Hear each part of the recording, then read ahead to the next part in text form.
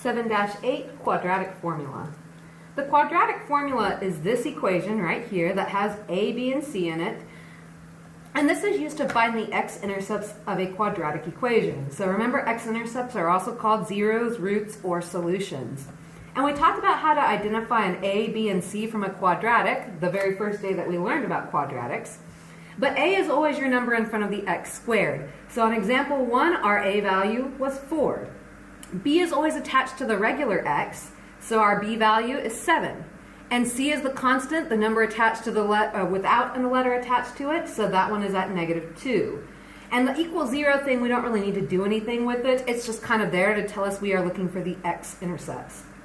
Now, I took the equation, or the quadratic formula, and every time I had a letter, I put a set of parentheses instead. And we are just going to plug in our a, b, and c values. So the first thing it says is -b. So negative, my b value inside the parentheses would be 7. We also have b squared, so I'm going to have 7 in parentheses squared. And as you move on, it says 4 times a times c. So my a value is going to go in the next set of parentheses right here. That's my 4. And my c value is -2. That goes at the end. Now on the bottom of this formula, you also have 2 times a, so I would have 2 times 4. Now we are going to simplify pieces of the quadratic formula. So in the very front, if you have -7 like that with just one negative sign, that just means -7 without parentheses. Now I still have the plus or minus sign, and I've got a square root symbol, but I'm going to simplify everything underneath the square root sign. So I'm just going to use my calculator and type it all in. So 7 squared minus 4 times 4 times -2. Notice, I did not actually put the square root symbol whenever I typed this in because I'm still leaving it in my problem right now. I'm just typing in everything underneath the little house. When I hit enter, I got 81. And then on the bottom, I'm going to multiply 2 times 4. That gives me 8. So this is part of your answer. Now the other part of your answer, we are actually going to multiply or simplify this to find out our x-intercepts.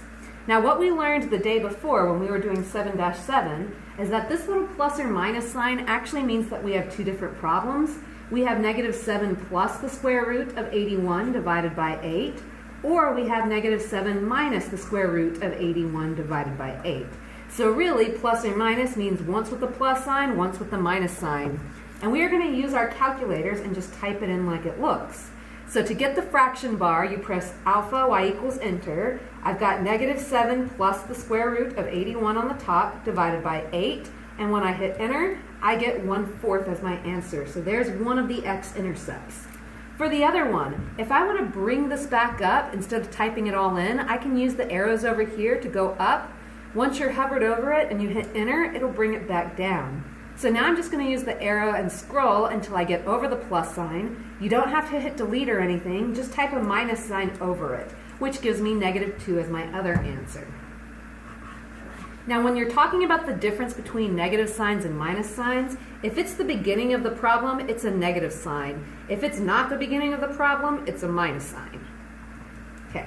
Now what I need from you to show me on your homework is plugging in the formula, simplifying the equation, and then getting the answers. You don't have to show me how you separated them. That was just for your notes purposes. Okay. So remember that the formula goes ax squared plus bx plus c. So when we are labeling our a, b, and c values for example 3, we are looking at this part. So for answer choice A, letter A, that gives me 6. My b value is the one that's attached to the regular x, so my b value right here is +5. And my c value is the constant, the number without the letter attached to it, so that one's -4. And now all I'm going to do is plug those numbers in. So it goes -b, my b value goes here, and my b value goes here. Then it has 4 times a, my a value is 6, and then times c, my c value is -4. And all of this is divided by 2 times a, which is 6. Now from here, I'm going to simplify this problem just a little bit. Out in the front, I don't need those parentheses anymore. I'm just going to write -5 plus or minus the square root of something. Now to find out what I'm going to put underneath that square root sign, let's type in everything that they have underneath the square root sign. If I type it in just like it looks, Then that's going to be a minus sign because it's not the beginning of a problem. That one's a negative sign because it's the beginning of a new set of parentheses. That gave me the number 121. And when I multiply the bottom, 2 times 6, that gives me 12. So this is part of my answer.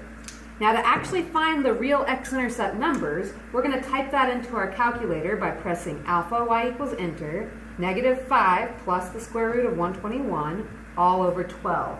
When I hit enter, that gives me 1/2, which is my first x-intercept.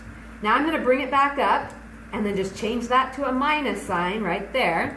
And that also gives me my second answer, -4/3. And that's all the work that you have to show me on your assignment. Okay? Let's do one more example. Now for example number 3, you're going to be required to put your own sets of parentheses. So we're just going to get practice doing that. You don't have to deal with the x, we're just dealing with all of this. So anytime I have a letter in the problem, I'm going to replace it with parentheses. So it goes negative my b value, plus or minus the square root of b squared minus 4 times a times c, the whole thing divided by 2a. So replace all of your letters, and now we need to identify our a, b, and c. Now a lot of people are tempted to tell me the a is x squared. The a is actually the imaginary 1 in front of the x squared, so our a value equals 1. So that means that our b value is the imaginary -1 in front of the next letter. So b equals -1. And that makes c our constant. C is equal to -20.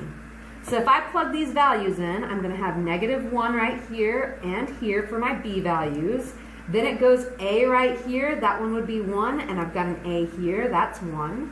And my c value is the only one that goes right there. That's -20. So now let's simplify this problem just a little bit. This one's the first one that actually has 2 negative signs. When you have double negatives, that really means you have +1. Plus or minus the square root. I'm typing in everything that's underneath the house, but not actually the little house itself. And I hit enter, which gave me 81.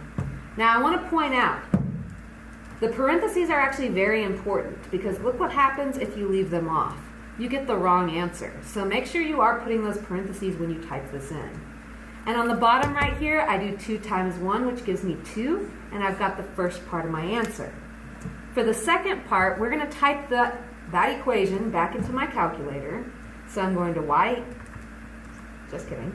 alpha y equals enter. I'm doing 1 plus the square root of 81 divided by 2, which is 5. Then I'm going to bring it back up, so I hit enter on it. And then I'm going to scroll over and change that to a minus sign, which makes my other answer -4. Now I want to make this clear. We are actually looking for x-intercepts. So when you find all of this, you found the solution, you found the x-intercepts.